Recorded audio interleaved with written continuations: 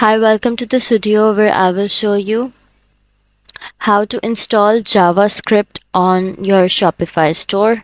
So let's get started. First of all, you have to log in into your Shopify store and then open your Shopify admin page. After that, click on the online store button and then click on the themes button.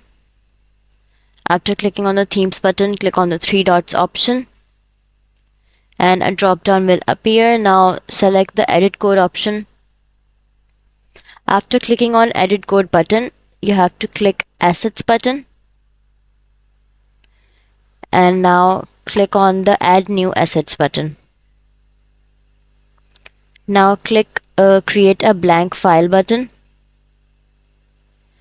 and now fill all the bars and now click on the add assets button.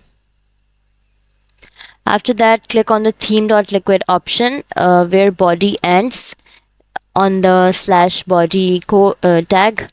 Now put the code here and now click on the save button. In Google, open jQuery tutorial and copy the code and paste it under assets and click on the save button.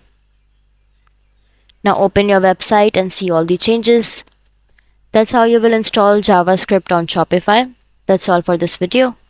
If you find this video helpful, please like and subscribe to our channel, and thank you for watching.